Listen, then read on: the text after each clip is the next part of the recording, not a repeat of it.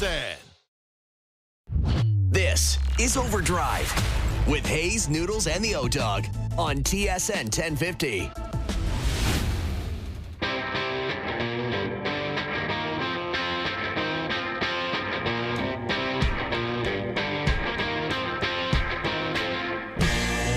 Here we go, OverDrive off and running. TSN 1050 on the TSN app, your home smart speaker, up on TSN 5, soon to be TSN 4, up on YouTube Live. We're everywhere. Brian Hayes, the O-Dog, Jeff O'Neill, Jamie Noodles McLennan. What's going on? How are we feeling? How's everyone doing today? I never thought that I would need stinky cheating Patrick Reed coming back to cheer me up, but that's exactly what happened. I saw the email. Cheating Patty Reed is back, and I was like, I was kind of down in the dumps today. I was like, you know what? It kind of cheered me up seeing old Patty Reed out there at the Farmers one day just grabbing golf balls in the rough. Yeah, he's a Cheers me character, up. man. He's Cheers a character. Yeah, I'm all for it. Bring him back to the PGA Tour. Won't be playing until the end of August, I guess, when the tour season officially comes to an end, but we'll see him. That means he'll be down in, like, Puerto Rico. How is he? Is there different levels of guys coming back? Like, it was, I guess Koepka, just do whatever you want, and the other guys, you got to do other stuff. Yeah, there are four guys they targeted: Koepka, DeChambeau, Rahm, and Smith. Basically, you guys can come back because you've won majors. I think it was effectively what it was. And Reed is very selective because he has won a major, as we know. Yes. He's got a green jacket. He'll be at Augusta, right? He'll be at Augusta, DP World Tour, and yeah, that is uplifting. I'm in agreement. I'm in agreement with you on that. I like the fact that Patty Reed is coming back, and maybe Where's the your head Raptors are at? kicking tires on Giannis. Right? There's a lot of distractions in town right now. We got earthquakes, right? An earthquake, which I thought was very fitting after the Leaf game last night. Did you feel it, though? I didn't. I had people send me notes going, did you feel that? I'm like, no, I didn't feel that at all. Did you feel I it? had an experience last night. My you wife didn't. You didn't is feel the earthquake. No, it was my wife that played the hero move. Okay, so we were upstairs watching a movie, and something started rattling in the house, and I didn't know what it was, and naturally I was going to check, right? I got the tap, like, go check what's going on. So I got up and looked around. I'm like, as far as I know, nothing. I don't know what that was. Like, I heard it too. Something was rattling. Something was going on with the house. And, I come back to bed. I say, I don't know. I don't know what to tell you. Maybe there's someone in the house, but I don't know. I don't know what's going on here. So, resume play, shut the mill down, wake up the next morning.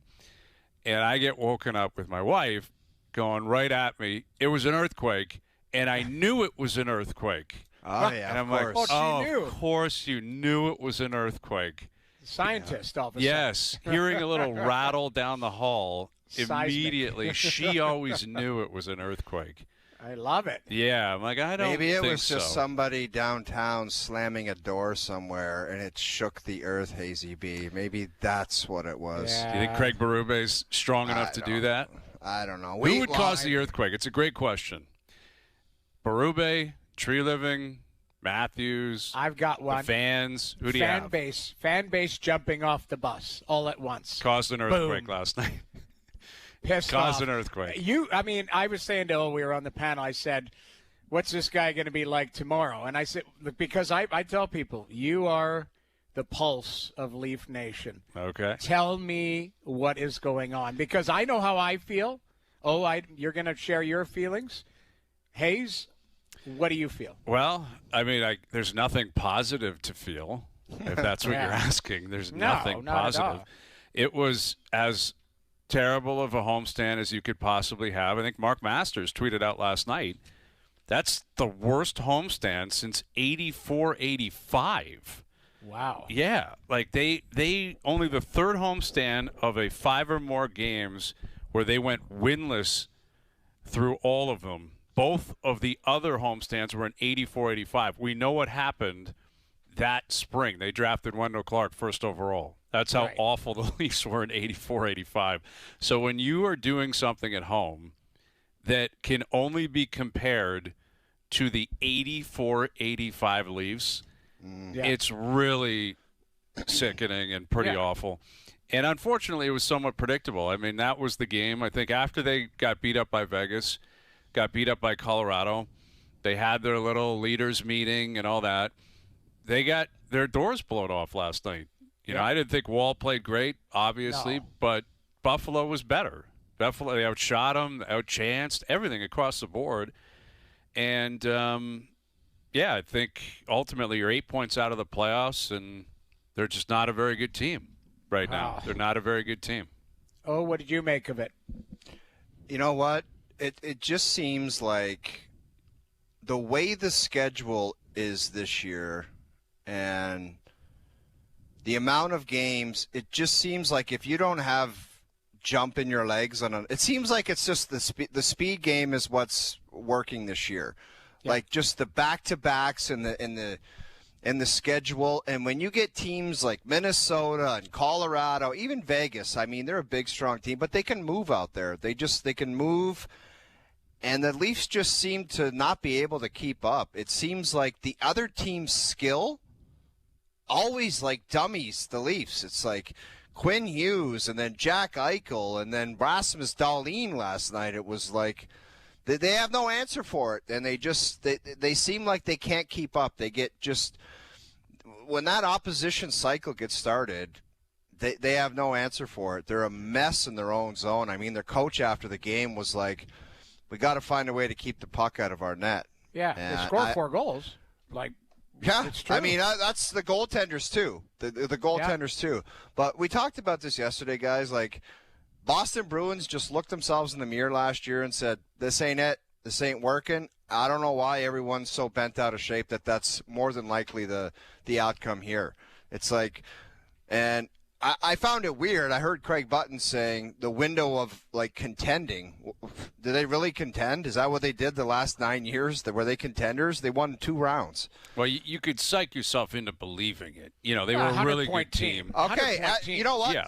Like 5 or 6 of those years, they were like the Stanley Cup favorite right after the team. The guy hoisted the Stanley Cup. The next year, the Leafs are Stanley Cup favorites. Mm-hmm. They won 2 rounds. Now these guys are not exactly in their prime anymore, so I don't really know what the expectation would be at this stage of the game.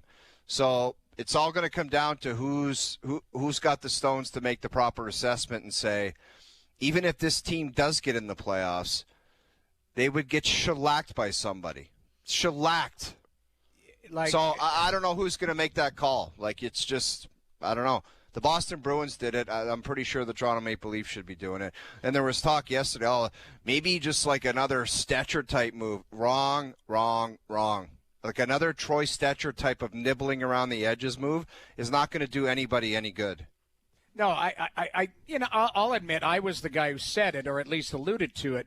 What I'm saying is Troy Stetcher, like, if I had to circle one thing that is a problem with the Leafs, if you just said, hey, their D aren't good enough. I'm sorry. They're just the whole team isn't, Jamie. I understand, isn't. But you know what? Austin Matthews had a goal and assist last night, I believe, or maybe goal and 2.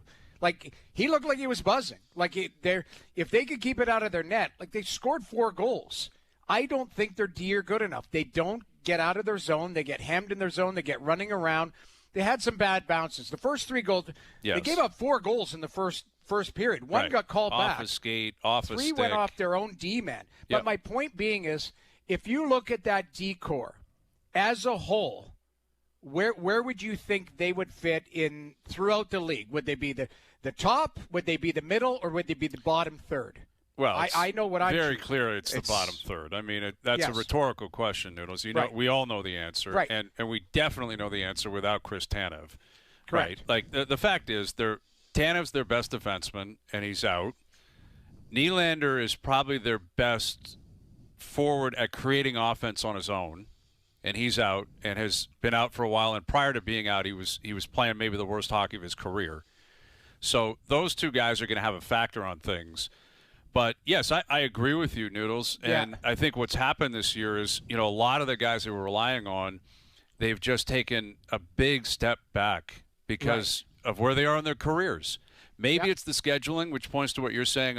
It's too much hockey and too much and too condensed of a schedule for these guys. I know, but the follow-up to that is you're not good enough. I agree. Like, if the schedule dictates that you just can't keep up, then you're not good enough. I totally agree. Like, I think I look at this team without any conversation about retool, rebuild, all that kind of stuff. Just breaking down the roster. Matthews, Nylander, and Nyes up front. Nyes has had a struggling year because of the injury. It's been a bad year. Yeah, it just hasn't worked for him. But I still believe in him as a player. He's a young guy. I think he's a really good player. I think he's a superstar, but I think he's a really good player. I think Matthews, Nylander, and Nyes are really good players. I think in net, you got to figure out who your two guys are going to be. Woll, Stolarz, Hildeby. I don't know if you're ever going to trust that they're going to stay healthy. Right. It's a legitimate conversation. I don't have an answer on that, and I don't believe Tree Living or anyone else can have an answer on that, which is a terrifying proposition. But I do think if they're healthy, you can find goaltending there.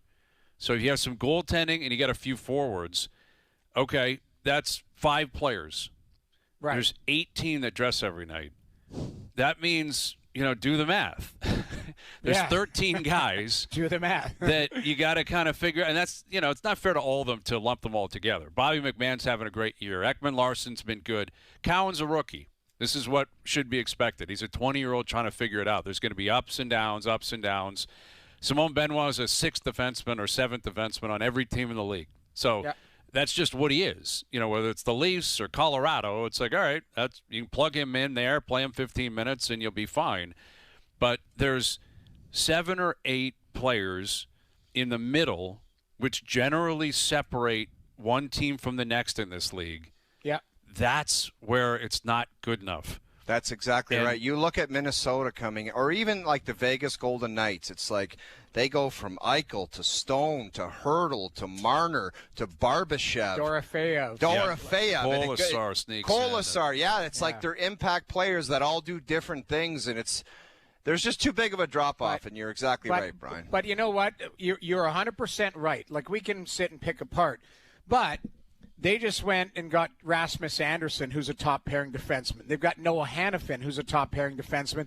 They've got Shea Theodore as a top-pairing. Like, they've got 3 potential, we'll call it ones or soft ones, you name it. Those 3, where would they be on the Leafs? Like, those would They'd be their best top defenseman. That's clearly. My point. So, again, I'm not just saying, it's all this, it's all that. But you don't have a chance. Like, I had somebody say to me the other day, if you want to evaluate the Ottawa Senators as a team, how do you evaluate them when you're not getting the saves that you need? If you want to evaluate this Leafs team when they're 100% healthy, what are they? They're probably middle of the pack. Like, they're going to be, fighting with all of these other teams we've mentioned. Mm-hmm. They're not healthy, and now they've been decimated, and some of their players aren't playing that well. So you're like, now you are where you are. And even if you believe, I think the Leafs aren't this bad, and I don't think they were as good as 8-0-2. They were somewhere in there, right? But here's the thing, though, Noodles. Where and this is the most important scouting decision. Yep. There is a difference between not playing well and can't play well anymore. That's true. And it's a huge difference. And that is ultimately that has to be determined here. And, I'll give you a couple of examples of, like, pillars of the organization. 1 forward, 1 defenseman. John Tavares and Morgan Riley. Are they just not playing well because the schedule, it's an awful year, everything is falling apart, maybe they're dealing with some injuries, and it's like, I can trust them that they'll get better, or can they just not do it anymore? Because if it's the latter, you have a big problem. Correct. You have a huge problem because they're both locked in. They both have no movement clauses, and it's likely going to get worse.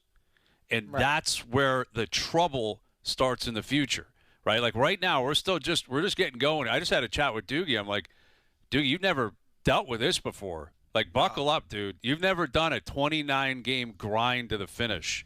We used to do that in our sleep 15 years ago. Right when this station launched, we had arguments about Leo Komarov. Remember, Leo Komarov was an all-star, and I remember saying, I think he's a third-line winger. And Leafs Nation came after me saying, like, how dare you? Like, that's the thing. But the point is, there was a time where it was like, you got to get really creative here because the games aren't going to mean that much, and that's fair. If they don't have their pick, it's really going to be a punch in the face. It's going to be an earthquake. You know, if they hand over the 6th or 7th or 8th pick overall to Boston, and they don't even have their first-round pick at the end of this rainbow that you can look to, right? And that's another story that we can get to. But, you know, at the end of the day, they need to make that determination. Is Jake McCabe just not – is he a 5 now? You know, is that what it is? Is there a scenario where you can – is Nick Waugh – a part of the future? I don't know. Yeah. And these are all questions you're not going to get answers today or tonight or tomorrow or between now and the Olympic break. But it's imperative they get them right. They've got to get the answers right, because if you get them wrong and you say, you know what, crazy, chalk it up to a crazy year, and it's not a crazy year, it's actually just the beginning of more erosion, it'll be worse next year. Yeah. And then the year after that. Brian. Yeah, yes, realistic, Brad. It's pivotal. They get it right. The evaluation of who they have, what they need, and it's got to be a quick pivot. It's not easy work. It's not easy because Buffalo's not stopping. Detroit's not stopping. Those teams are not going to slow down and let the Leafs catch up. Saying it's a crazy year is just another version of writing a letter to your fans. I think it's just a cop-out. Why isn't it a crazy year for the Colorado Avalanche? Carolina's doing it again, and Tampa's doing it again. Yeah, it's just like what? So what? It was just this year was crazy for us. I hear you. Yeah. I think it's just a cop out, man. Like it's just do not ignore what you're seeing out there. And if you think somehow you could get this group of players on the ground and give it CPR in the summertime, and they're going to be back to life next year, I can't see how anyone in this industry would think that. I really can't. No, I don't. To be clear, I don't know. I don't either. I think they need to really figure this out. And listen, I don't love – like, we'll play the Berube clip. Why don't we play it on the defense and the goaltender? Here's what Craig said after the game about what needs to be cleaned up. What did I learn about him? Yeah. Well, that we gotta keep the puck out of our net is what I learned, and we didn't do that here at home, other than the Detroit game. It's the only game we did. But until we decide to do things right and keep the puck out of our net, and that's the goalies included, this is what you're going to get. We scored enough goals on this homestand to win games, but we didn't keep the puck out of our net. Until you want to keep the puck out of your net, and that's a couple things: managing the game, puck play, don't give odd man rushes up, defend harder than we are, more desperation in defending, and goalies stop the puck. That's it. They've decided that they don't want it. Like, they're not into that. Like, we're in getting close to February here. A coach should not be asking for that type of stuff now. That's enough. Meetings after meetings, like the coaches tried all these different things. Didn't yesterday we talk about how they had a leadership meeting? They might have had closed-door meetings and stuff. Like, I don't know. Like, Buffalo's a good team. We saw it. They're a fast team. They've got skill. They might be the Leafs from 3-4 years ago. Like, that's the way I looked at it. Like, that team, looking at that team last night, that Buffalo team's got a few guys that really can dominate play, and they've got speed, and they play, and the goaltender makes saves. I don't know what Craig was trying to say last night. Like, read between the lines, or just is it simple as we're not defending well enough and our goalies aren't making saves? Well, I mean, it's just such a – to me, it's an empty calorie statement in a way. Like, obviously you want to defend more, but you're 53 games in. And again, it's like, can they? Like, yeah, maybe they're just not good enough. I said it last night.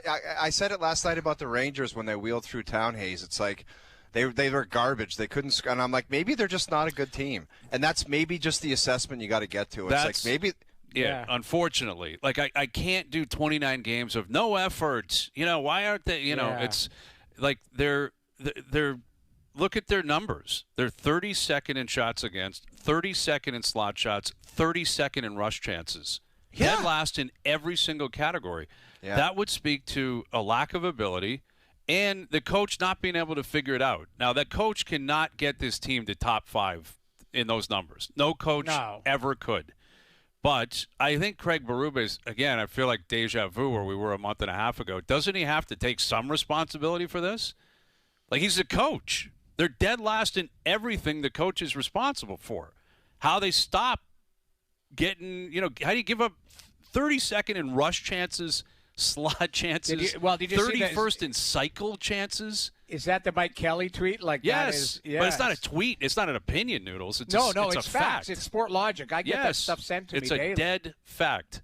Yeah. So I guess what I'm saying is, like, I'm not ecstatic with the goalies, the coaches, the players, but I think Craig Berube has done a lot of, like, not my problem. A lot of not my call. Go talk to that guy. Well, until we do this. Well, what are you doing to get them to do it?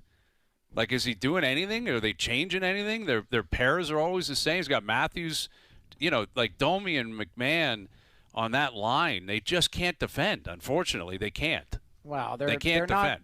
They're not top line players. No, That's exactly. But then play them. Try to set them up for offensive skill. Like, you got to change something up. Yeah. I mean, I'm worried that it's going to be past the Bucs season. Yeah, and that's fair. And that's where we're going to get to.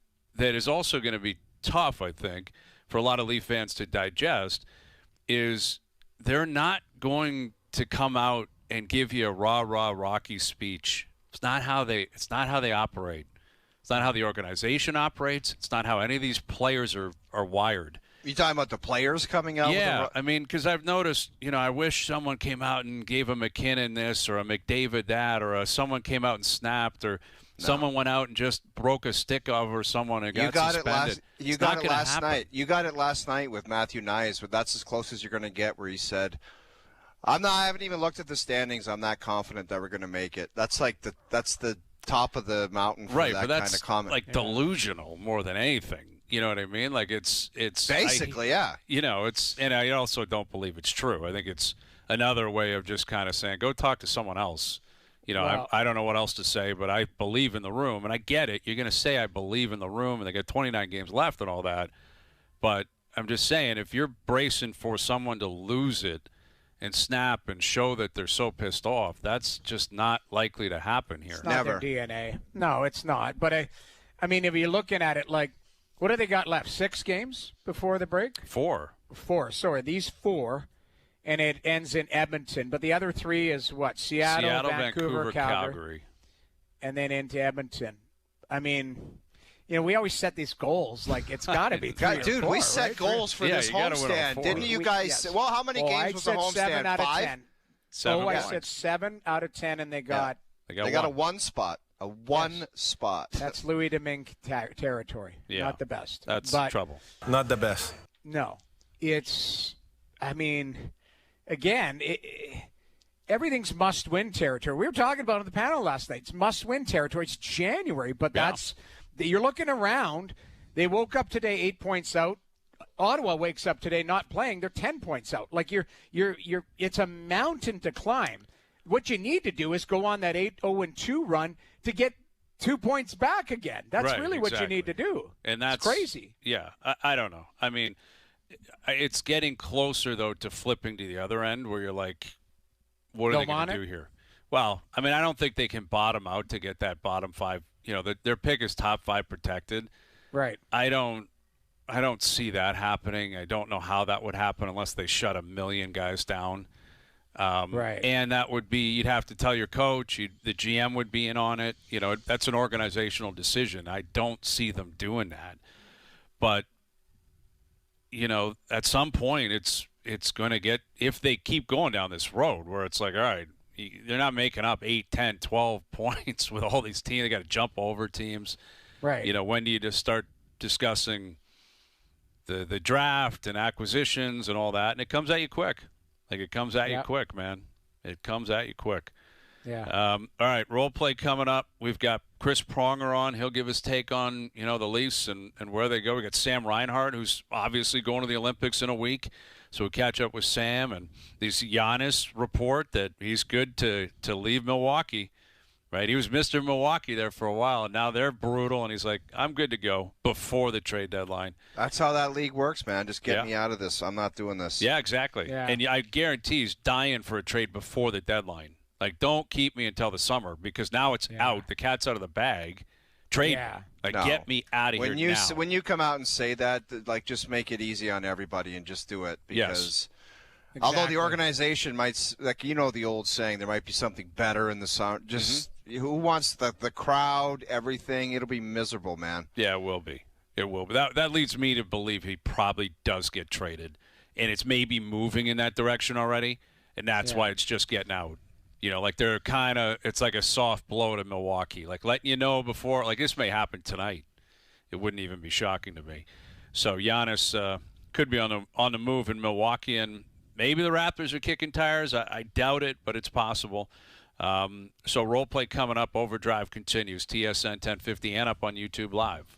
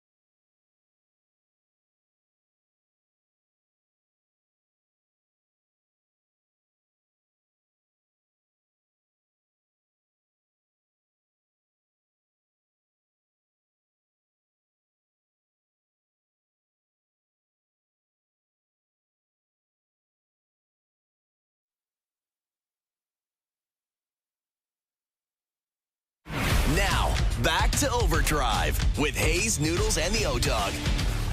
You can never ask me to stop drinking. Do you understand? I do. I really do.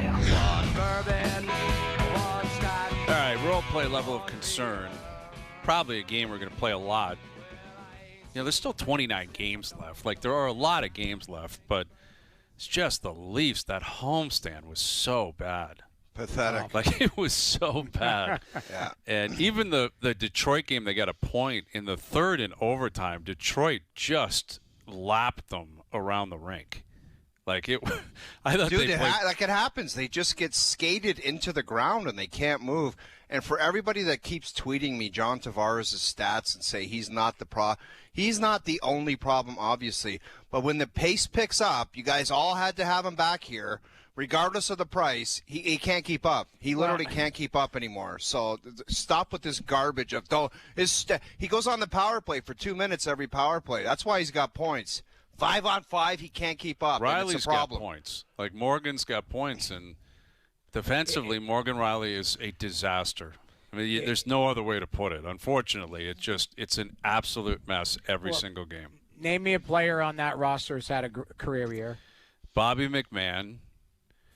Sort of, right? I mean, he's had 20-something before, right? I would say the guys who have exceeded expectations are McMahon, Ekman Larson, Hildeby, who's not technically here. That's it. Yeah, probably it. And there's guys who have kind of met expectations, Noodles. You know, like I said, I think Cowan as a 20-year-old rookie, this is kind of what I thought. Some ups and downs, some good moments, some bad moments. I think Scott Laughton, when he's been healthy, has kind of been what I thought he'd be. You know, fourth line, rah-rah guy, kill some penalties, will score some goals. I mean, ultimately – that's what I mean. Like, I it's was really going to say this about Scott Laughton. You brought him in here. Yeah. I don't think he's a fourth-line player, but you got Nick Waugh, and they kind of are the same player. They just look different and go about it differently. You know what I mean? Like, Nick Waugh on the third line, it's like Scott Laughton could be there, but he's there. So it's like it's the same player. Now you got a third-line and fourth-line player that basically do the same thing. Yeah, more or less. I mean, Waugh's 6'4", Laughton's 5'10". And, you know, they play both kind of the same type of way. But you're right, like, whether it's Laughton on the third or Waugh on the fourth, you know, what we're doing is criticizing the bottom six. It's really the top six. If if Auston Matthews was healthy and playing to his potential, if William Nylander was healthy and playing to his potential, and then you go from there. John Tavares shouldn't be your second line center. He should probably have been your third. You've been able to push him down in the lineup if you have depth. You know, we're sitting here criticizing, players, but maybe if they're slotted better, then they would be more suited to what they're capable Noodles, of. we have no choice, though. There is no depth. They're slotted where they're slotted. There's no other option for what's going on. You have to assess what they're doing out there. Like, just because I wish there was depth where they were playing in the appropriate positions, but there's not. So that's what it is. No, I agree. I'm just saying we're going through it and going, geez, I wish that we had this and that. It's just at the end of the day, they're short some players that they needed and don't have or were unable to acquire. And, it gets thin. Tanev drops, Tanev hurt. Now it gets thinner. All of a sudden, Philip Myers played games. All of a sudden, we talked about a couple weeks ago. Troy Stetcher, man, guy competes, give you everything. Yeah. You know what? But he is what he is. To go back to the Vegas Golden Knights, if Chris Tanev was in that roster and he missed 20 games, they would keep trucking. If Jack Eichel missed 20 games, they would keep trucking. There shouldn't be this, oh, my God, we can't do it without this guy type of thing for a player like Chris Tanev at his stage of his career. Agreed. That is valid. Now, again, it's been a reality for 9 years that, like, the core four, which we laugh about, but those guys were capable of winning games by themselves. And, the rest of the roster was always kind of put to the side. Like, that's kind of what it's been. And now Marner's not here, and Tavares can't do it I'm not here to jump on John. He's been a great Leaf, great player. Great pro, yep. Yes, exactly. I have immense respect for John Tavares. It's that, he's not in his prime anymore. Like, he's not in his prime. He can't be. He can give you, I think, 4 or 5 games here, 4 or 5 games there. I'll bet you after the Olympic break he comes out and is moving and scoring and looks refreshed. I would put money on that. but he can't over 82 games be a consistent driver of play. No. I think that ship has sailed. I think that's it's realistic. not close, to say. actually. It's not sure. close. Right. And so that's what I'm saying to finish the thought on the core four. Marner's gone, and what Tavares was is gone. So it's on two guys, and one of them's in the press box, not even playing. So it's asking too much. It's Even like if he was in the Matthews lineup, it's asking too much. It is. Two guys can't win So hockey who's responsible games. for that? Like, we haven't mentioned the GM's name. When does he come into play? He's a guy that he brought back all 6 defensemen you talked about, Noodles. They didn't make one change on the decor. Not one. Yeah. No, I get it. I mean, everybody, it was a couple of weeks ago before they went on the 8-0-2 run where everybody was on the clock. Man, we asked percentage of the pie whose fault this is. Manager, coach. Remember we had Jonas on, we had Spirited, I think we had MJ, OU weighed in. This might have been around World Junior time, was it? Who's to blame? There's a lot. Like, not everybody. I think the manager, I think the coach, and I think the players all are culpable in this situation. But I kept saying, well, players need to play better. And then they did play better for a stretch, and it quieted down.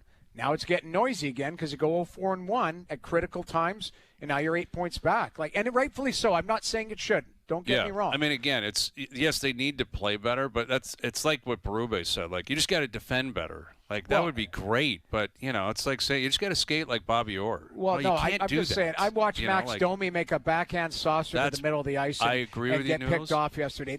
He's done that his whole career, man. Exactly. That's who Max Domi is. But that's my point. Like, they gave him an extension, long-term deal. Fair enough. But if you are in the last minute or last 2 minutes of a period, and you're going to get out of that period tied or feel pretty good and build on it, you got to play like you're playing in the last 2 minutes, not playing like you're on Tuesday night at Chesswood. Those are plays that are killers. And they shouldn't be on the ice. Right? Agreed. Again, I'm not letting Max off the hook. I'm resigned to the fact of who Max Domi is. I know what he is. We've seen him play. I saw him in junior. We've seen him play I've seen him his whole career. Good player. Max is what he is. Yeah, Max is going to be fiery. He's going to give you some offense, and defensively, it's going to be touch and go. A real problem. At times. Like, that's just the reality. And the coach knows that. The GM knows it. The GM signed him, and the coach keeps playing him. So, what are you going to do? Ultimately, guys, you get some saves last night. The game looks different. Sorry. We always say it. I didn't love Joseph. Yeah. Joseph Wall had some bad bounces for sure. Yep. But, when they were getting posts and they were getting lucky bounces and when they were getting the goaltending, things were quieter, right?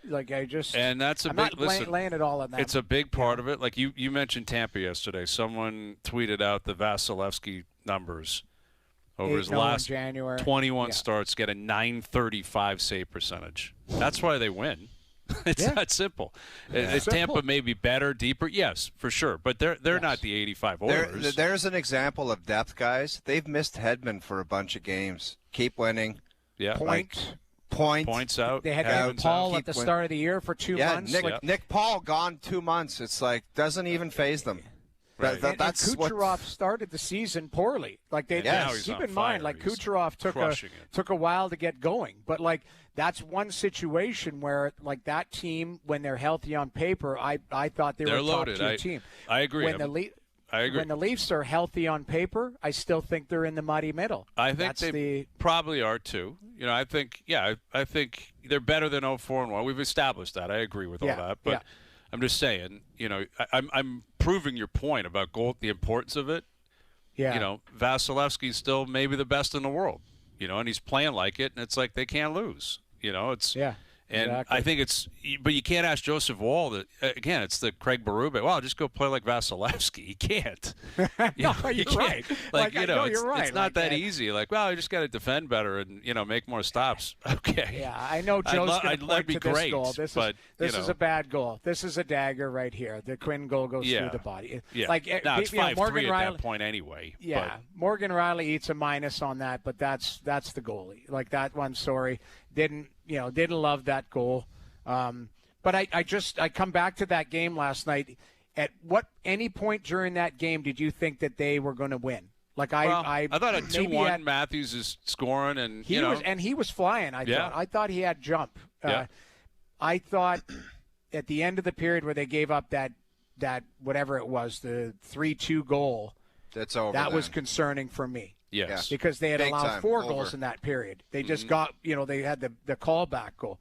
That was concerning for me. And then you end the second period with a goal against, and then start the third period with a goal terrible. against. That was terrible. The start of the third, it was a weird breakdown of a play, but like there's Max, and it's not good, man. Again, it's unfortunate, but it's where they're at right now, and they got 29 games to go. They got to find a way to stabilize, and again, the GM, the president, Keith Pelly, they got to figure out what they're going to do here in terms of trying to turn this thing around. All right, come back. We'll get into role play. All right, we were just about to do it. Sorry, man. I think I sidetracked us. No, I'm with you. I'm actually keeping my cool. Like I've had people say, "Oh, the old Hayes is coming back. It's going to be old school." No, well, I'm not doing it, man. I can't do it for 29 games. I sent you guys a tweet. Did you see the panic meter, and it was on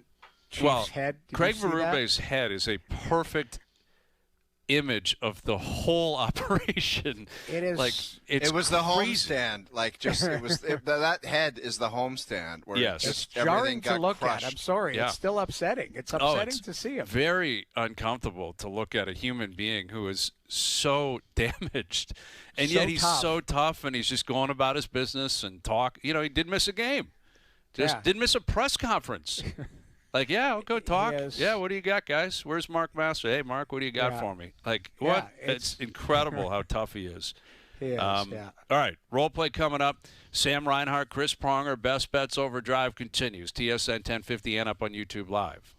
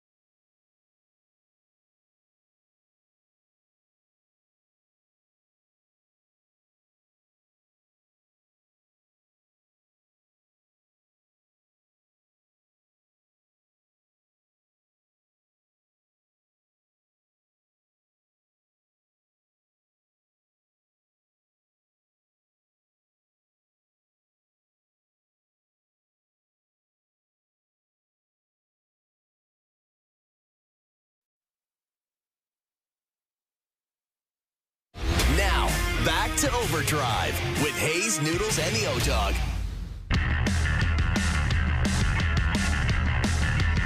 All right, Chris Pronger coming up in about 15 minutes. We'll get to role play into the next hour. Some live golf role play in there because your boy Patrick Reed is making his way back to the PGA Tour. Cheating Patty Reed. He kind of made me smile this morning. I woke up, I was pissed off, and I'm like, cheating Patty Reed back at Torrey Pines? I can't wait. Well, he's got to wait till next year. No, right? He can't I be know at the Farmers that. this year. But you remember that rough at Torrey Pines, yeah, and he the was push digging down. his fingers around in there? Wasn't it Did McIlroy? they ever declare that he was cheating on that, or was No. it? Did he get? He didn't get penalty strokes. Or No, anything, I don't believe right? so. He's been hit before, but I think it was McIlroy who was asked about it, and he said he was kind of like, I don't know. But Reed won that tournament, and I am a little bit skeptical that this is 100%. I just want to be on the PGA Tour, right? His deal was up, and I wonder if Liv just said thanks, but no thanks. You know, Dude, he can still play, man. He just won in Dubai, man. Yeah, he did. Oh, he's a player, man, and he's a character. And whether you love him, hate him, you know who he is. I'll go watch him. Yeah, Patty Reed. All right, there you go. Back on the PGA Tour by the end of this season. So now you got to wonder, like, if you're DeChambeau, if you're Rahm, are you looking at this saying, we got to get out of here, man? Like, I have to. Yeah. We got to get out. Like, Koepka But and the Reed thing are the two is, Americans. DeChambeau, they're going to offer that guy so much. They're going to give him like $750 million. What's the point, though? Like, if you're Liv, you're kind of like, what does DeChambeau even do for you? You know, like, no one cares about Liv. No one's watching Liv. Like, with or without DeChambeau. Nothing. Yeah. Like, they can keep saying that they're dumping money. They have an endless pit of money. But if it's just sooner or later, some guy's going to look and say, this is over, man. Yeah, got to be. But would you put $750 in your jeans Well, if you're DeChambeau? Yes. Yes. That's a different conversation, Noodles. You're right. I wouldn't Exactly. blame him for asking. I don't blame that guy for whatever, I hear you. Cash is king, right? I mean, Cash is king. have at it. He may ask for it. You can ask for whatever you want. What you're going to get might be a different reality.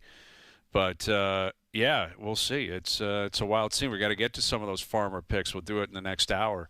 Because Torrey Pines, man, it's a great place to watch, right? We're going through that California swing. We got Pebble. We got the Waste Management coming up. Got a lot of great tourneys. Riviera, they're back at Riv this year, which is awesome. Mm-hmm. That's going to be a lot of fun. And, more games in the NHL. And last night, the Habs fired their goaltender coach today. I saw that. Which, disgusting. That's an interesting move this deep into the season. Well, obviously they're seeing something there, guys. Like, I mean, if they needed a shakeup, or if they identified that's the situation. I mean, Leafs fired Mark Savard. What was it? 30 games in, whatever. Okay, it is, Noodles, right? you can fire the goalie coach, but if I don't see an improvement, like with these goalies who are they've been sieves for a lot of the year and they're still winning, if I'm that goalie coach, I'd call them up and just say, "How's everything going with the new guy?" Because I don't know. I get it. I think sometimes what you're looking for, and I'm saying this respectfully, is you need a body on the tarmac. You need to show, and instead of firing all three goaltenders, which you can't, it's like, hey, we're going to do something different, right? We're going to bring in a different voice. Right? That's all it is. And that's what it is. It's right? embarrassing. The players don't perform, and somebody's got to lose their job over it. It's crazy stuff, but that's what everybody does in pro sports. It's like, that doesn't work. You see it in the NFL all the time. Bad offense, like the Dallas Cowboys were like, our defense. They fired their defensive coordinator, and in this meeting, their head coach was like, the defense is just, it wasn't working, and it's just like, defense wasn't good enough. So people get fired all the time. But a lot of times the manager or from above, they might say, we need a change, you need a shake-up, do something, and it's like, okay, that guy's out. But it's just gone in that respect to the pro. It's gone 0 to 100 as far as firings, and just what it comes down to is there's no accountability for the players because they've got all guaranteed contracts, and they just say, piss on that. It's not my fault. It's somebody else's fault. That's the main part of all of these coaches getting fired. The players take no responsibility for it because you can't fire them. You can't move them. Yeah. Our buddy Pete DeBoer, hell of a coach, right? Like, had to go in Dallas. Yeah, I know. You know why? Because Jake Ottinger couldn't make a save in the playoffs, and it was like, see you later, Pete. And Pete finally said, piss on it. I'm pulling him. You can go sit in the bench because I'm not watching it anymore. But that's you need something. You need a statement. You need, whether it's right or wrong, it's unfortunate. I don't know. I'm not behind the scenes. They saw something there and needed a change, whether, it was goalie coach or goalies or whatever. Montembeau's already gone down and played some games. Fowler's a young kid. Dobish is. Those three goalies are good goalies. They're just not playing to their capabilities. And like you said, Montreal's still winning. They're in the playoffs. They're a playoff They beat spot. Vegas last night. That's what's kind of crazy. Like the different with Savard, it was the Leafs were out of the playoffs and losing and not playing well. Power play was dead last in the league. This is I understand they have issues with their goaltending. Like they've given up a lot of goals this year. Like to put it into perspective, the Habs have allowed 177 goals against this year. Tampa's given up 130. Like that, it's a 47 goal difference, and they have 30 games left to play. So goaltending is obviously an issue. The Leafs have given up more than the Habs, hence why they're in the position they're in. But yeah, it is an interesting play, and the Habs are. Them, Boston, Buffalo. Like, I think you look at this Eastern Conference and you think, and this will be, I don't want to keep bringing it back to Leaf fans, and it's so depressing. I got a lot of people texting me, emailing me, tweeting, saying, dude, this is crushing. But there's a chance Buffalo goes on a run. Like, literally gets in and well. You mean a playoff run? Dude, they're going to play, if it started tonight, they play Detroit. They can't beat Detroit? And either way, Detroit maybe goes on a run. My point is there's a team that's going to, get in that doesn't have the history of the playoffs. Buffalo, Detroit. Montreal's a little different. They made it last year. They were in the Cup final in 21. But after 21, they really bottomed out. Like, they committed to, a kind of rebuild, retool. And, is it going to be tough to get through Tampa? Yes. If Florida gets in, will that be tough? Obviously. But on the other side, it's Pittsburgh, the Islanders. Islanders keep adding there, I think they're going to be active. I'm just saying, the mainstays are Tampa and Carolina right now. That's it. Yeah, those are the mainstays in the East. Well, go ahead, O. Let me ask you this, Hazy B. Will you jump on board with a cheat team? Because me and your boy Donnie Nichols, we want a cheat team, and it might be the Sabres, and we'll go down to some games and support the Sabres. Don's not going to like you saying that. I think it's a greasy play. Will you join jumping us? Off the Leafs will you join us? Will you join us for Buffalo? What if Buffalo gets to a conference final? Me, you, and Donnie get in the truck and we go I'll down. Go down to Buffalo for the conference final. I'll get down there. How sickening would you be if the Sabies? These guys, these teams. Good for them. These teams have arrived. It's taken them years to get to this point. Now they are writing their own story. So whether they go on a long run or they get in and they just learn, the lessons. Exactly. Totally. This is their story now, and it'll be interesting to see how far they can take it and what they're going to do at the deadline. Keep in mind, these teams that feel that they are that close and could go on a run, they're not just going to sit idle at the deadline. They might go all in because they've got I want all the assets to teams do it. that Hazy B called irrelevant and the city's a dump and nobody There's a cares lot of about. them here, I know. Someone's going to, you're going to hear it. I just no one need cares Jersey about what people in Buffalo think. Oh, I got a lot of them here. Dude, Utah's Jersey. in there right now. Yeah. I've taken runs. Obviously, Buffalo's taken some hits. The Islanders. Pitt, Dude. man. I was yelling for Sid to get out of there 2 years ago. Yeah. Yeah, good on Pitt. Yeah, there's a fair amount of them in there. And listen, they still got to get in. All these teams still got to close. There's a lot of games left to be played. Fair enough. Yeah. I'm just saying, when you look at the East, it's Tampa and Carolina are the mainstays, and Boston, but they're a different team than they were. It's not the Bergeron, Chara, Marchand Bruins anymore. It's the two mainstays and then a lot of turnover in the East. So someone's going to get through in the second round where you say, man, I didn't even think they'd make the playoffs. Yeah. That's likely to happen. All right, Chris Pronger, role play coming up. OverDrive continues. TSN 1050 and up on TSN 4.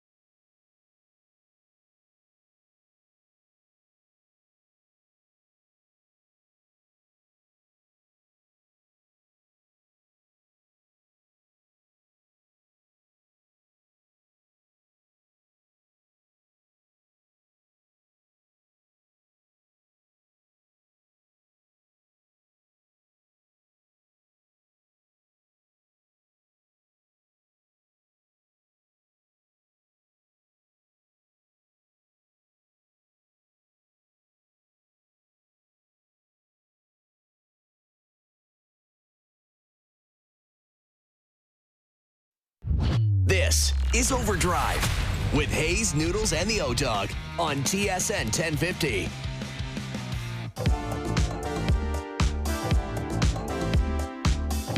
Hour 2 OverDrive continues, powered by FanDuel. Got a big hour here. Role play later in the hour. Rick sending a tweet in saying, "Can you get to role play?" We will, Rick. We promise.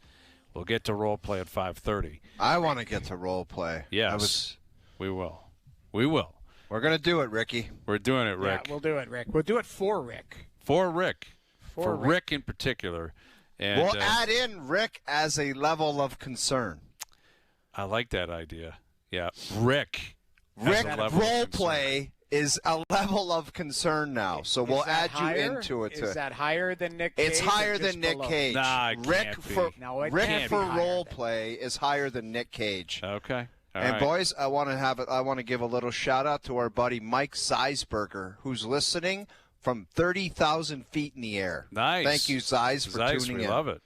Great to hear right. that. Is he on the road with the Leafs? Is that what he's doing? He's heading out I'm to Seattle? assuming or- so. I'm assuming so. Okay. That's awesome. Shout out On to his way Zeiss. We love on hearing his way that. to Seattle, I guess. right? Yeah, Seattle, and then Vancouver, Calgary, and Edmonton. See, that's a So- tough turnaround, too, guys. You're going a lot cross-country, 10 o'clock start, your body clock, all of that. Like, it's – and Seattle, listen, they're not a pushover. Like, you're going to have to play hard against these teams. Like, it's Well, what do you nothing's think a gimme right now. Teams are thinking of the Leafs, though, Noodles. Well, They're like, this that's is what I mean. perfect. Let's play them. Yeah. The Leafs are 8 points out of a playoff spot. It's just their new reality until they decide to change it, if they can change it. So Chris Pronger in a few moments. Is Bill Belichick not making the Hall of Fame thing is, I find somewhat humorous because now everyone's trying to figure out who didn't vote for him and who led the charge against him. Some there's- guy said he they didn't should. remember. well, They Bill should, Polian. they should get exposed, though. Those Yeah. people should get exposed. And you know what? If you vote, what's your reasoning? What was that I mean, guy's that's- comment, Hayes? He was like, I thought I voted for him, and then he was like, hang on a sec, did I? Yeah. So exactly. Bill Polian, who a lot of people believe hates Bill Belichick, and it's conspiracies. It's Polian or it's Robert Kraft. Maybe it was Bob Kraft who was trying to whip up some votes against him in the background because maybe he's anti-Belichick. But Polian originally said, "Oh yeah, should be a Hall of Famer," and then the next interview, I think he said, "I can't say with 100% certainty I voted for him," which is, I love that. Isn't that the Yeah. greatest? I can't say with 100% certainty. But don't you think that I did somebody, something. like, I want to know, and it's going to come out. Our guy Pablo is going to come out with the information. Mm-hmm. Somebody spearheaded this. Like, I honestly don't think that people could have all together dreamt this up and said Bill Belichick's not going in the first time around. Like, Right. it seems crazy. Yeah. It seems like some kind of league thing. Like, I don't know who the hell could be involved in this, but for everybody to get on board where he didn't get 40 of 50 votes, the best coach in the history of the game, I think it's embarrassing, man. I think Roger Goodell needs to step in and fix it, to be honest with you. It's that embarrassing. It's out of his purview, though. Like, it's the Dude, Hall of I Fame don't is care, a man. separate museum. It's a hall with plaques. It's a hall with some plaques in it. I mean, again, it gets back to my original ignorant comment, which I know was ignorant. But No, that's this funny, was kind of the stuff I was talking about. A lot of foul play, a lot of back to high school. I don't like that guy, so I'm not voting for him. It's a hall with some plaques in there, and this is a perfect example. Bill Belichick, Right. whether he's in the Hall of Fame or not, is a Hall of Famer based on what he did throughout his career. And that was the point I was making. With a lot of these guys, with Barry Bonds, with Brendan Shanahan his first year. Shanahan was a Hall of Famer every day of the Dude, week. 3 Stanley Cups and 600 goals. Yes. Yeah. The 02 gold medal he was there for. Like, the guy, he's an all-time great player. It was a hall with some plaques in it until, like, again, with the guys that don't get in, that should be in, they had their Hall of Fame career. Like, that was the point I was making.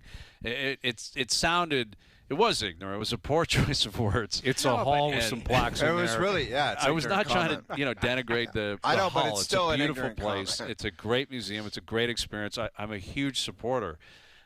But I was talking about stuff like this where you get voters They go on some crusade, and they make it more about themselves than the actual inductees. That's the thing, though. They should look at the voters and make sure that they aren't at least, everyone's biased. But you know what? Make it transparent so that you have to be accountable for your actions.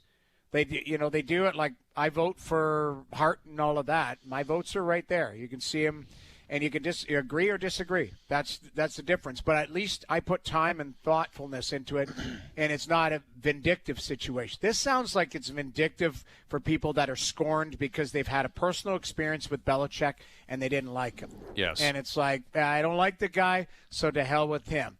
Instead of looking at, what the guy did as a coach, a Hall of Fame coach. But maybe that's just it, Jamie. Maybe they got Spygate in their head. They got Deflategate in their head, and they're like, okay, maybe this guy cheated the whole time. And what has he done that we don't know about? Maybe that just seeped into their head. Then you ask the question, does Robert Kraft have to own up to that as the owner? Does Tom Brady have to? Yeah. Where does it stop? Is it just Belichick? Possibly. He's the coach. He runs. That was his operation. There's no way Robert Kraft was involved to that level. I don't believe it. But by association, if you're the owner, a lot of times you got to take the fall. Like, I should have known, or I should have been aware of what was going on. And I don't get that impression that it's going to be held against Kraft, and I certainly don't get the impression it'll be held against Tom Brady, but I don't know. I mean, I find it just suspicious. Like, he's arguably the greatest coach of all time, and you couldn't find enough votes to put him in the Hall. I think it's ridiculous. I'm sorry. I just think it's ridiculous. And I agree with the conspiracy. I don't believe this was 11 individuals saying, I personally just can't do it. I think there was someone was talking and somebody told somebody, you're not putting that bastard in, and I don't care what you do. I'd love to get a candid response from Belichick. Like, if he's just freaking out, snapping.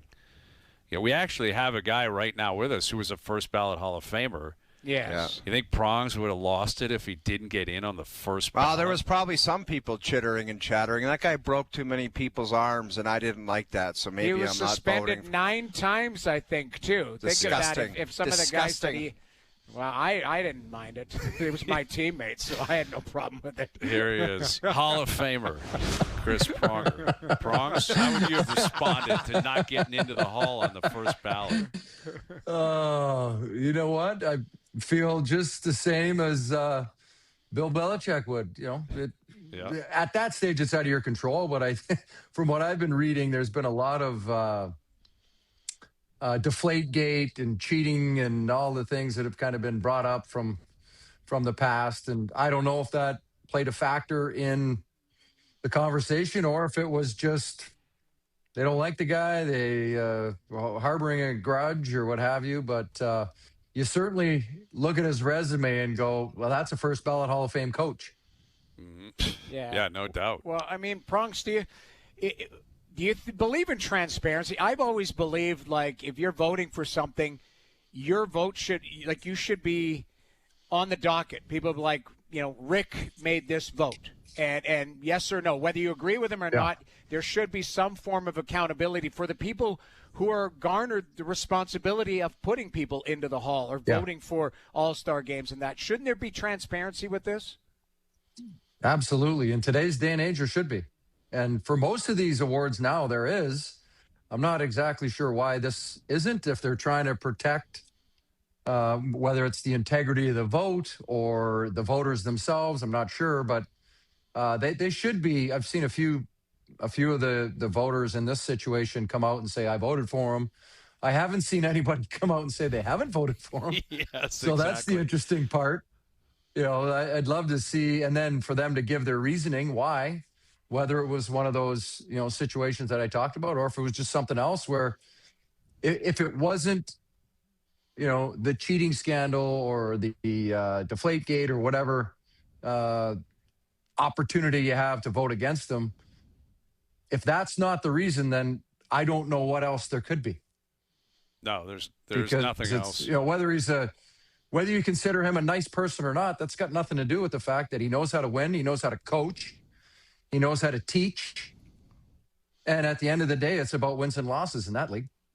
Yeah. And, it's the Hall of Fame. He's a famous guy. Go ahead, O. I just wanted to ask Prongs. I mean, we want a great Belichick talk and stuff, but people in Toronto's pets' heads are falling off here, and it's a mess. I just wanted to know. I wanted to know what your assessment of the whole. Yeah, they are. California. They got with a Samsonite, with a giant Samsonite luggage. Mary Swanson. Yeah. Yeah, I have noticed there's something going on in Toronto. It's not good. They had what do you think of it? a nice what do you make little. of it? They had a nice little comeback, and then this homestand has not been their friend. You know what? I just think, I think they're poorly constructed. Frankly, they're not that talented. They're not the high-flying Maple Leafs of, 2, 3, 4 years ago. They're now a meat and potatoes. They've got to do everything right to win hockey games, and I don't think a few of those players want to play that way. They like the old style, and where they could run and gun and maybe win a game 6-5. But in their current iteration, if they don't have things go their way, if they don't play well defensively, if their goalies don't make key saves at the right times, they struggle. So the follow-up to that is, if someone asks for your professional opinion on how to proceed moving forward, what would your answer be? In my opinion, I would take it to the studs. Really? In my opinion, if you're gonna rebuild, I mean, with everything that has gone on there, let's take the whole landscape and everything that's gone on. Let's just use the last calendar year. The whole Marner thing, the Nylander thing, all of everything that's kind of gone on, and then what they've put into place after Marner. They've got some good pieces. I'm not saying they don't have some good pieces, but they're missing a lot. And how do they fit that in under the cap? How do they get those assets? They need to rebuild with assets. I don't think they need to get rid of every single player, but one of those big guys has to go, in my opinion. It's not working. And if you trade one of those big guys, you should be able to get enough assets back and then move out a couple of guys off the back end, get a fresh start for whether it's Morgan Riley. That's clearly not working now. Mm-hmm. And he's been there a long time. That's a long time to play in Toronto, 13 years. Yeah, long time. It's a lot of scrutiny. And he's been there through the super lean years, and now through the rise and the peaking, and they didn't get it done. And now, listen, I got traded 4 times. O-Dog's been traded. Noodles been moved around. Like, sometimes change is good. Playing in the same place is not for everybody. I think personally, for my career, having moved as many times as I did, it made me a better player. It made me appreciate the good times. It allowed me to utilize the failures and the tough moments, so that when I was put in that situation in a new market, I could look back and rely on the scar tissue and the grit that I needed to form to get through difficult times. And a lot of the heartache early in my career helped me get to where I was later in my career. And I think for a lot of these guys, and I think for fans in general, failure is just looked at as that. It's, we lost, we failed, the world is falling. And as athletes, we're used to failing. You don't want to get used to losing. You need to use that failing as an opportunity to grow, to get better. And I'm not sure they're doing that anymore there. So how much of this then is like an exorcism of the past year? Like you just said, when you consider what's happened in the last last decade, I guess, with Matthews and Nylander and Shanahan and Babcock and Keefe and Dubas, and the fact that they only won 2 rounds and they just, they melted. And the biggest game, the most defining moment of all of that would be Game 7 against Florida last year. On the actual X's and O's of building a roster and, what maybe needs to happen here in terms of the depth and how long that could take, and we'll get to that momentarily. But if you're running the operation, how much of that is that pitch, not only internally but externally as well with your fans. Like, we just need an exorcism here. It has to feel and look different because we tried it for 9-10 years and it didn't work. And continuing down this path, there's always going to be that feeling like, okay, it could happen again because we've seen it for so long. Yeah, and I guess I would just caution, you've gone through it one time, and this tank for Matthews and all this stuff, like, it is not pretty, and it doesn't always work out as you think it through. There's a lot of luck now in the draft. There's a lot of luck in these draft picks developing into who you think they're going to become. Buffalo's on year 14. Now it looks like it's working. Taking a long time. Mm-hmm. And so, I talk to people in Philly. Like, it's not easy. Like, you luck out. They lucked out. They got Matthews. They lucked out. They get Marner. And he turned out great. And you go through that list. They got Nylander 10th overall, I think it was. Like, 8th, yeah. 8th, yeah. Yep. 8th. So you get some of these guys like in these positions where if you're not picking 1 or 2, you might not get those players. And they were fortunate enough they got Marner 4 and Nylander 8. Like, those guys aren't always there. Riley was 5th, I believe, if I'm not mistaken. So it is hard, A, to develop, and B, to get players to get to their ceiling, whatever that is. And, we can sit here and talk about, well, the cap's going up and we can spend more money and we can do all these things. But if you can't find the actual player to fill that hole, and then you spend the money on just spending the money, thinking you're going to get better, I think you have to be more strategic. They had an opportunity with Marner's money. They had to give some of it to Nyes, and instead they spent the rest of it on 3 or 4 players. Instead of going and getting a top 6, they get bottom 6 players and retool their bottom 6, which, by all accounts, hasn't really worked out. And it was a measured guess, I would assume, that if they strengthened their bottom 6, they would be a better team. And I think they've been searching for a replacement for Marner, and now they haven't been able to find one. Yeah. And the reality is they're probably not going to find one, right? Like, Marner was the exception to the rule. Most guys re-sign. Rantanen, once he got to Dallas, re-signed. Natchez re-signed in Colorado. Most superstars don't hit the market. To that point, Hazy, that's the thing I think fans have to understand. It always looks good a year out, like, oh my God, this guy's going to be available and this guy's going to be available. Very, very, very rarely is one of these top UFAs ever become available. And God forbid they are available. There's 25 teams trying to get them.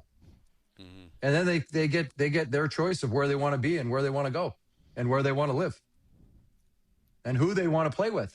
A lot of it comes down to the fit and who they can play with, where they're going to live, and all they're at. We can talk about taxes, but that part of it, in my opinion, is about third down the list. Are you going to be with a winning program? If you're going to move somewhere, you want to win. You're going to get the money no matter what. If you're a UFA, and you have all these teams bidding on you, and then it's about the fit, who you're playing with. You think you have an opportunity to win, and then you start going down the list of taxes and all the rest of it.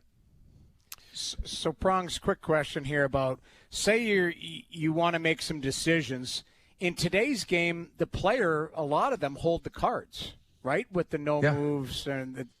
So how do you go about navigating that? You've been in management, and, you see what goes on through the league. Is it working with the player, working with the agent, understanding, letting them know your vision. Hey, we're going to move off of you because of X, Y, and Z. Let's work together. Like, how does that unfold? And Jamie, just to follow up on that, Prongs, like, what would your conversation, like, in the same line as that, be with 34 on the Leafs? How would that conversation go? Well, I think it has to be, first off, it already is a partnership in how the team has been set up, and how they cater to the star and how they try to build around that player and put them in a position to succeed and try to win. And if it's not working, then it becomes a conversation of, are you happy? Do you want to be here? Here's what our plan is. Do you fit into that plan? Are you going to want to be here, 2, 3, 4 years down the line when your contract's up. And if you still want to be married to that player, or if you want to get off and they want to move too, it's like, okay, we're going to need a short list of teams that you'll accept a trade to. You can't have one team. There's got to be, you got to have the ability to move somebody to 3 or 4 or 5 teams to be able to garner enough that makes it worth your while to trade the player and get the right assets back. But then it becomes always understanding, these no moves, no trades, whatever. Like, you get a third or fourth line player. Why do they have a no trade, a limited no trade? It's crazy. Like, you either want to play her or you don't. Like, give me a break. I think that's where a lot of these GMs, a lot of these teams, they give up so much power for no reason. If that's the case, then don't sign the guy. If you're giving up control and power like that to a player that frankly hasn't earned it and is really going to limit your options, as the team kind of forms itself and you get a better understanding of what you're working with, it's just you're hamstringing yourself too much. You have to have a hard line. Like, there has to be, okay, these are our 3 or 4 building blocks. And maybe you give a limited no trade to, 3 or 4 guys, or maybe you're keying in on one free agent or one player via trade that you got to sign as an RFA. And you're like, okay, we're going to give this guy a limited no trade because we need to get him signed to a longer than a 1 or 2 year deal, whatever that term looks like, in order to get him locked up to a number that's going to allow you to continue to build your roster. But I think there's a lot of players that get a no move that, frankly, I don't think deserve it, and it affects a lot of teams' ability to make moves. I think we would see a lot more moves throughout the course of the season outside of the deadline if there weren't so many limited no trade or no move clauses. With Chris there's Pronger, a lot of stuff I think that gets turned down. Yes. I think you're right, and it is. It's outrageous, and it's not just a Leaf thing. It's across the board. There's players all throughout the league that have trade clauses that are crazy, playing on third, fourth lines. So, earlier when you asked about where the Leafs are at or what they should do, you said, take it down to the studs. Let's say the conclusion is Matthews is in for the long haul, wants to remain a Leaf, be a Leaf for life, and the Leafs are like, we want to work with you. We want you here too. So if that's the case, Matthews is here. How much value does that have, in your opinion, around the league? What do the Leafs represent? Because, 6-7 years ago, this was the hot spot. You had all these free agents. We got to get up there because these guys, they're going to win. Now we know the answer. They didn't. Much like Edmonton recently and, Colorado probably. It's like we got to play with these guys because look what they've got and look where it's going. The pitch the Leafs can make today, presuming Matthews is a part of the program moving forward, how much value do you think that still holds around the league? I think it still has some value to it. You keep Nyes. There's a good base of players that they can keep around. You've got Joseph Woll, you've got Matthews, Nyes, a couple of young guys, Cowan. Outside of that, you've got Tavares now, 3 more years, I think. Yeah. You've got a 1-2. I would like to see Tavares in the 3-hole. I think he would get better matchups and be positioned better long term if he could play in the 3 slot. But I think there's an opportunity to make it a little bit quicker because you already have those pieces. There's a lot of teams that start from 0, and it takes a long time. Mm-hmm. I think for them, they need to rebuild their back end. Their defense core is older, slower. They need some fresh young guys back there. I just came from doing the Edmonton Anaheim game on Monday. Looking at Lacombe and Zellweger, and even Bouchard and what he's kind of turned his season around the last couple months with how he's played, and just seeing how well they move back there, the way they transition the puck, the way they skate. Not only are they entertaining, but they're really good hockey players. Another reason why Lacombe is going into the USA team for the Olympics in Seth Jones' place. Prongs, I hate to cut this interview short, but we're out of time, and I'm sure if you can see through the monitor, Noodles has kung fu lessons that he's teaching. I don't know what you're talking about. I get a brand new sweater, and people are just giving it to me. Noodles Would you like is me to? teaching I'm going to wear Mr. no Miyagi. shirt next Are time. you talking about Johnny Cash?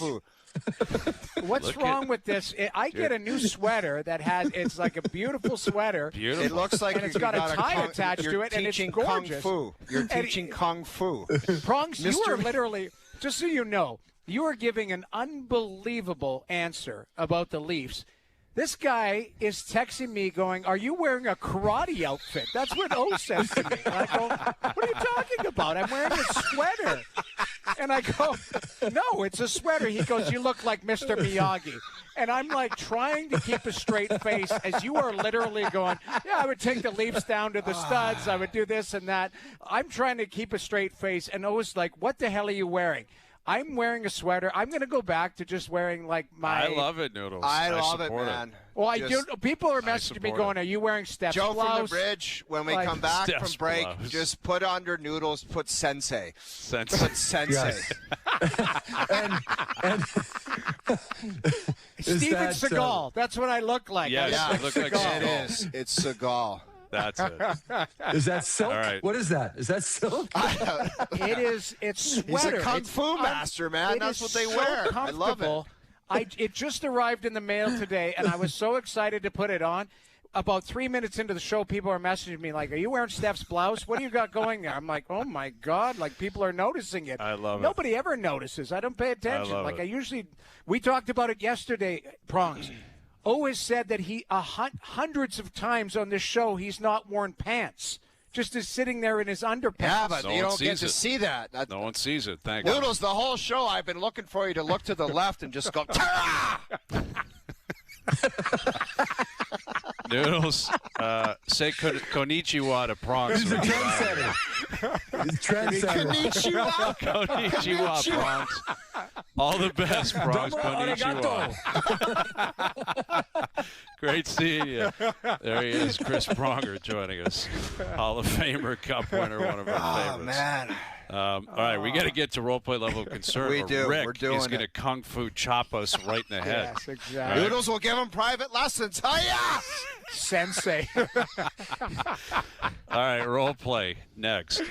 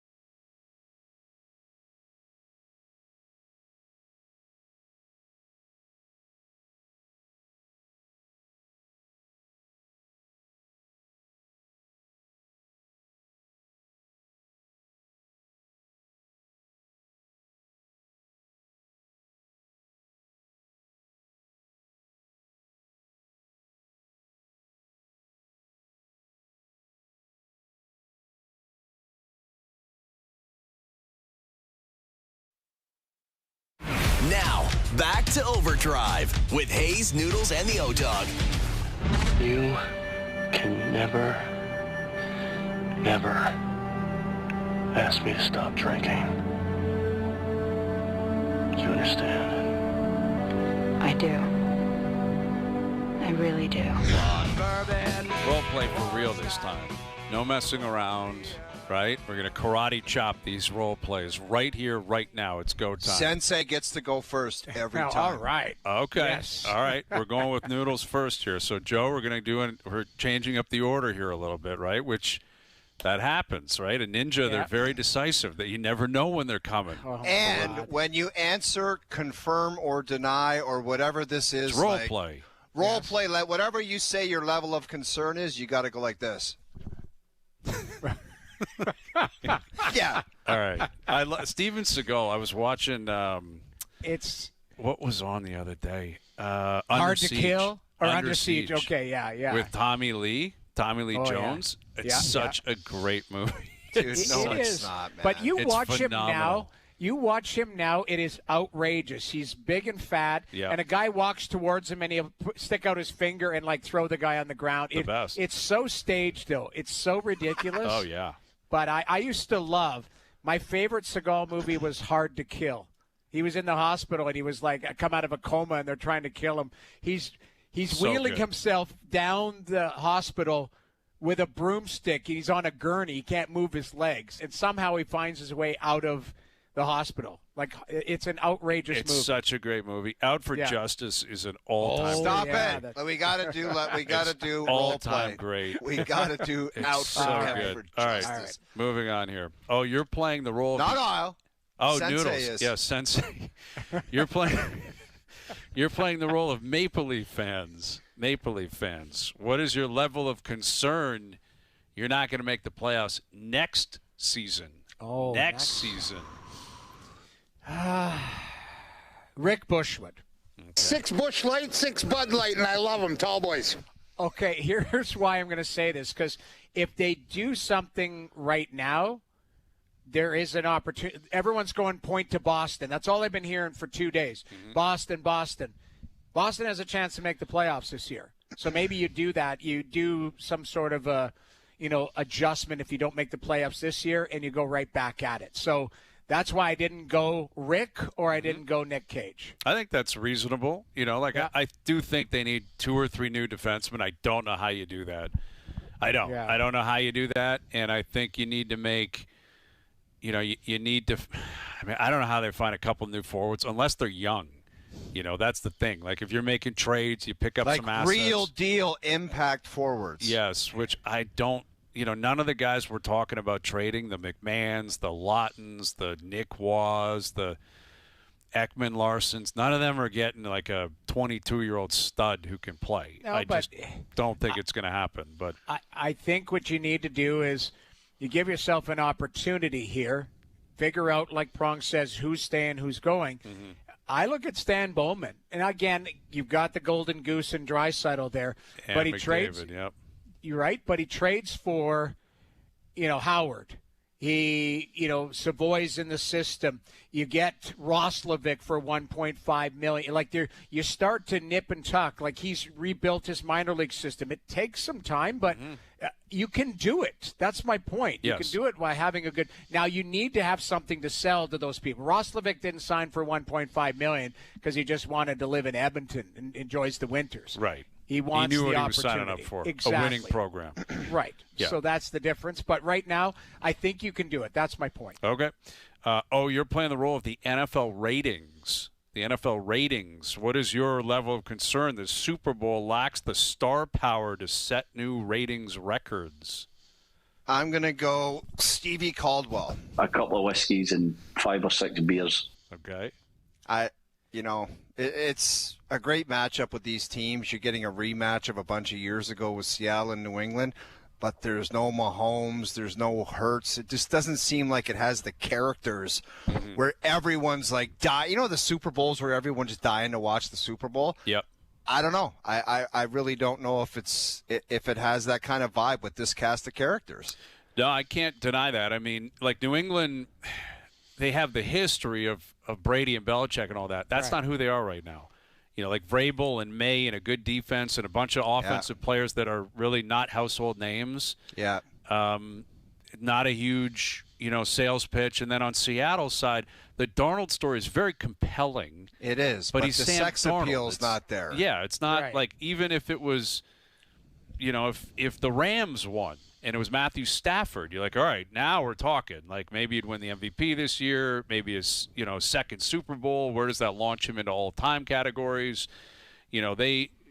It's an unnamed, unknown defense on both sides, both really good, really young, both really good coaches. But I think that's reasonable. I don't see this being like an all-time great Super Bowl buzz. But maybe we can create that personally, right? This time next week we'll be in San Francisco, so we'll certainly do our best. All right, I'm playing the role of Bill Belichick. Bill Belichick. What is my level of concern? I won't make the Hall of Fame next year. So forget this year. He's not making it this year. What is my level of concern? I won't make it next year. I mean, I gotta say there's potential. I'm gonna say Stevie Caldwell. I guess a couple of whiskeys and 5 or 6 beers. Oh yeah. Can't do it properly. Because if there's 11 guys who are willing to do it this year, vote against him, who's to say they don't hold the same code next year?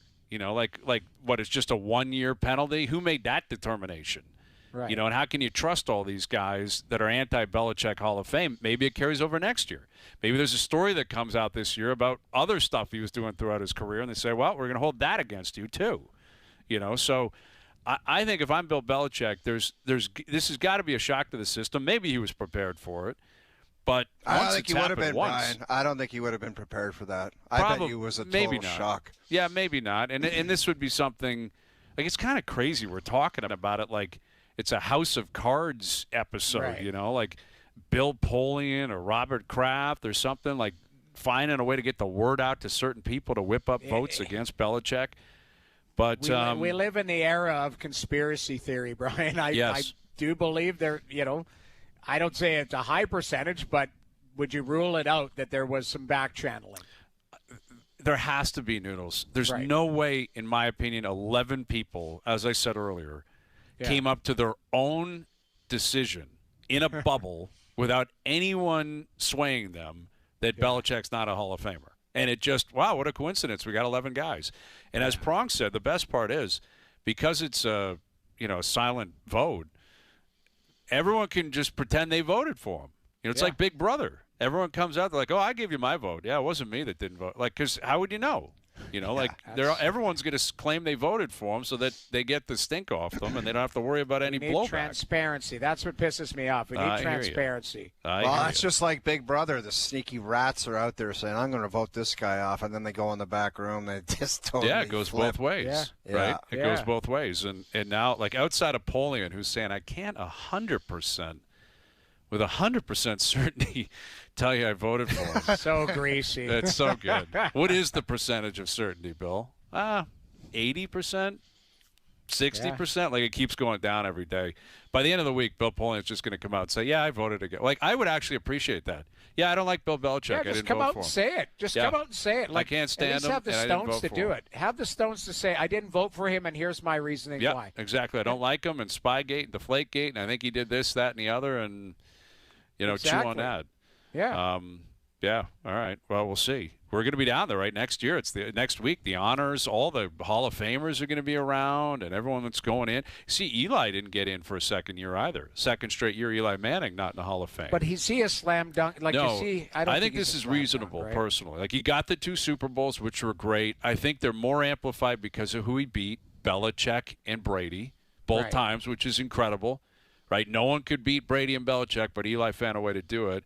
And he had the great drives at the end, but he was never a guy really competing for MVPs or anything like that. He was a really good player, player, but really good players are not slam dunk Hall of Famers. Yeah, exactly. All right, you're playing the role of Live Golf.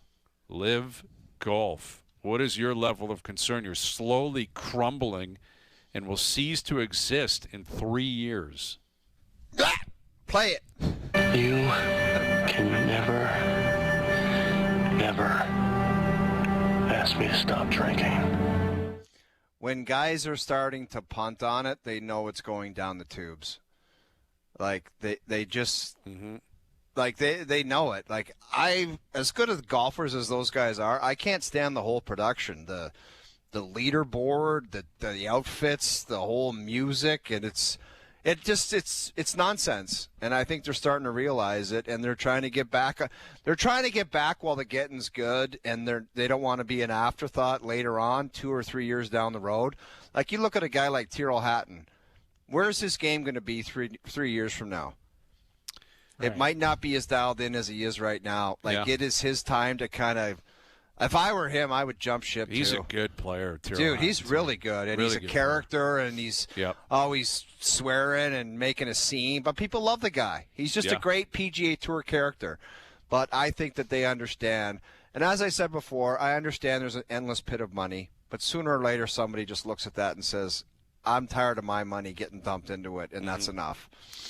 Yep. Yeah, and they're going against the PGA and Tiger. Like you see, Koepka said the first call he made was to Tiger. You got to kiss the ring, Tiger Woods, and apologize. Absolutely, as it should be. Yeah, and that's the way it's kind of going. And I would guess Patrick Reed might do the same. And speaking of Tyrrell Hatton, I never got to the details of the story from last week where he said he put on almost 20 pounds over the Christmas break because he's only like 5'8". He said he usually plays at just under 190, which is big for a guy 5'8".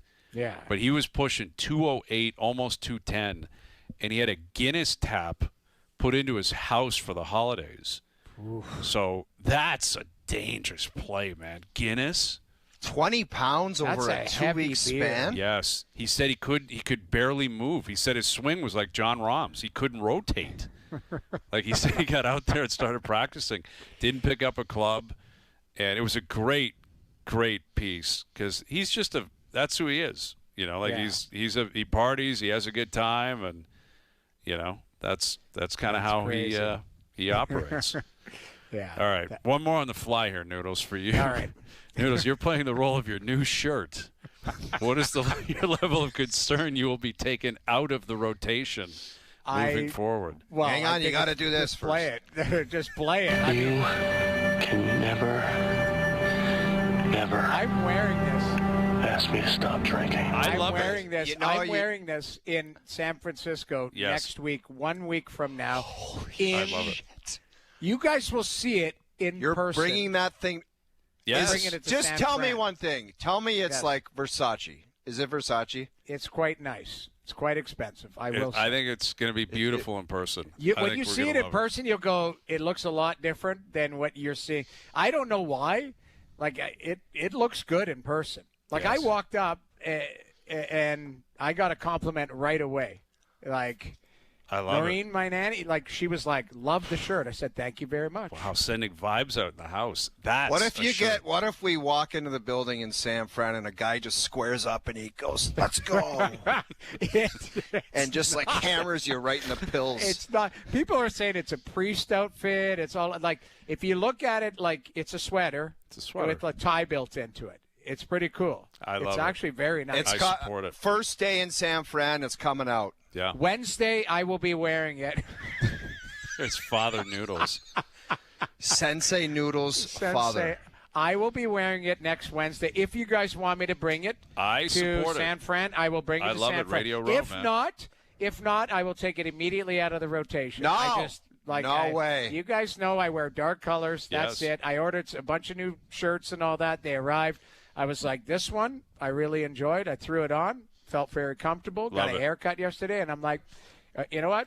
You're dynamite right now. Maybe it doesn't fall. Maybe it just didn't land. Steph might not let you leave. She might say, I can't let you out of the house. I doubt it. She's can't keep my hands off this cat. I love it. The minute she walks in, she's going to go, what the hell did you wear on TV today? You know what she's going to say. No, you never know. The nanny loved it, so who knows? It's first date Wednesday at Super Bowl next week. Done. I promise you I'll wear it next week. I'm bringing it on the trip. Done. You guys We're all decide going whether black on black on black. Okay. First day at the Super Bowl. First day we sent out a vibe. Yeah. Okay. I was very comfortable until until I started drawing negative attention. It wasn't from me. I don't. Me neither. I don't know. Well, I don't like listen, it. I thought Prongs was killing it, and then this guy texts me and goes, "What the hell are you wearing?" And I was like, Prongs was on fire, and yet you're right. O's head was in the clouds, and that's disappointing. Well, I was to hear. distracting him. That's the problem. I distracted him. You don't want to be Disappointing. distracting with my clothes. All right, there you go. Role play right. level of concern. We'll come back with our best bets powered by FanDuel and some Farmers picks, too. We got a knockout, a 5-pack each? 5-pack coming up next.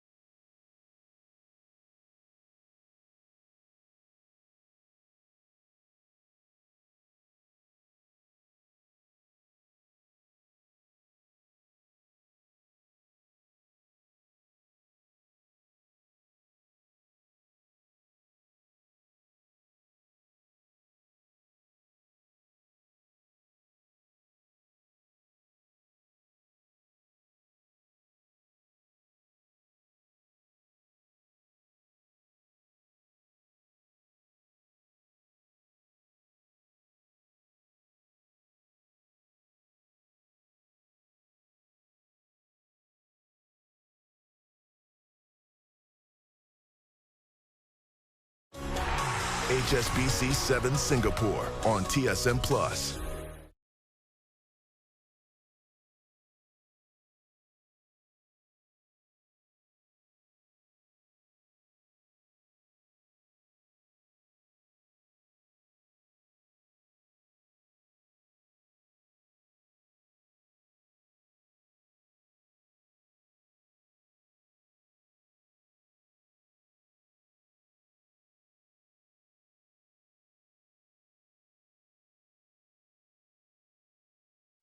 Now, back to Overdrive with Hayes, Noodles, and the O-Dog.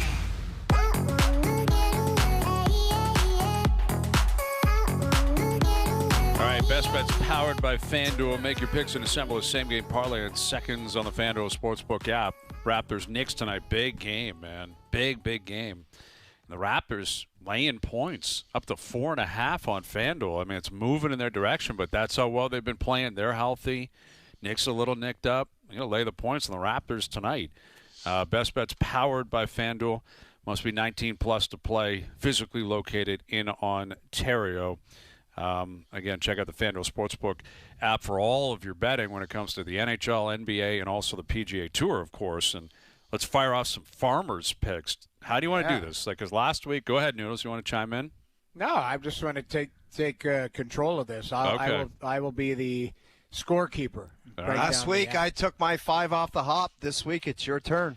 And you took Scheffler, right? Which was kind of bogus that you got to take him.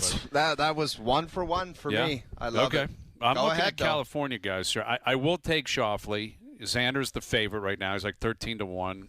Last year was just a write-off year. I think he gets back into the swing of things this year. I really do. I like Xander here. I'll take Schauffele. I'm on Maverick McNeely, man. That's my guy. I love the way he putts. I think that's a big part of this play. I'll go Maverick. I can't go Bill Zalatoris, although I think he's playing really well. Jake Knapp. Yeah. I'm going to take Rasmus Højgaard and Brooks Koepka. I'm taking Koepka as number 5. Number 5, Brooks Koepka, who's at like 60-1 odds to win this thing right now. Wow. Brooks. My 5-pack is going to be this year I'm going off the board, man. I'm thinking outside the box. Okay. Max Grieserman. Yeah. Ever heard of him? Yes, good player. He's bound to win. Very good player. Okay. Andrew Novak is my second selection. Okay. He can play that golf course. Yeah. Cam Young. Like it. Young. And this fella drives me insane because he's so slow and he wears 2 mitts. Aaron Rye. Aaron Rye. I thought you were going to say Cantlay, but okay, Aaron Rye. And my last selection, I was going to take Maverick McNeely, but you took him. A guy sitting right there, I believe he's a former champion here, Ludwig Oberg. I was just about to say that. Ludwig loves Torrey Pines. All right, there you go, 5-pack. Man, there's a good cast of characters playing. I'll take Goddard up if you want to take one more. Okay, I'll take Jason Day. J-Day's playing, man. He's playing golf right now. Dude, he is. He's rolling the rock. He looks good. I don't think Goddard's going to win twice in the first, 3 weeks of the season, no.